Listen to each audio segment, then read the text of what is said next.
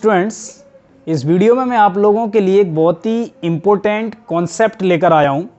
और जैसा कि ये हम लोगों की मेंटलिटी भी रहती है कि हम हर सेंटेंस को देखकर ये समझते हैं कि ये सेंटेंस एक टेंस है और ये टेंस में ही बनेगा।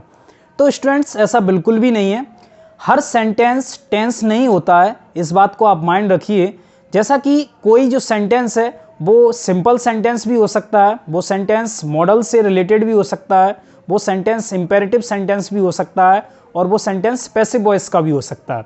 तो आप हर हिंदी के सेंटेंस को टेंस ना समझें। मेरा कहने का मतलब ये है कि कोई भी वाक्य अगर आपको इंग्लिश में ट्रांसलेट करने के लिए दिया जाता है हिंदी से, तो आप उसे टेंस ना समझें।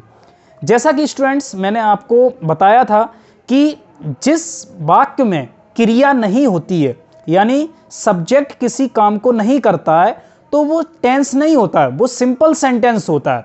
सिंपल सेंटेंस में सब्जेक्ट काम को नहीं करता है, ठीक है। अगर मान लीजिए उसमें क्रिया है भी है, तब भी सब्जेक्ट उस काम को नहीं करता है। इसके लिए मैं आपको बहुत अच्छे उदाहरण बताता हूं। जैसे कि मैंने आपसे कहा कि राम 8 साल का है।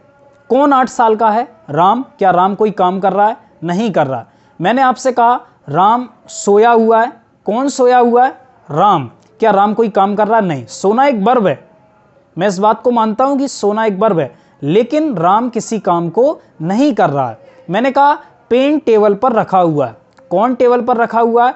पेन। रखना एक वर्ब है, लेकिन पेन कोई काम कर रहा है क्या? नहीं कर रहा है। तो रखना, सोना ये वर्ब्स हैं, लेकिन फिर भी सब्जेक्ट किसी काम को नहीं कर रहा है, तो ये सिंपल सेंटेंस है।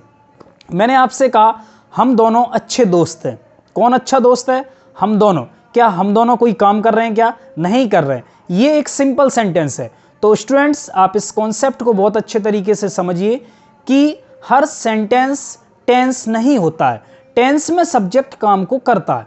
मैंने कहा सीता किताब पढ़ती है। सीता किताब पढ़ रही है। सीता किताब पढ़ चुकी है।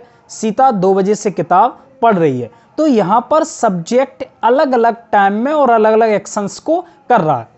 तो अलग अलग टाइम्स में जब एक्शन किए जाते हैं तो वो टेंस होता है। तो जैसा आप अच्छे तरीके से जानते हैं कि टेंस यानी समय और कार्य का कॉम्बिनेशन, वो टेंस होता है कि जो आपका कार्य है वो किस समय में हो रहा है।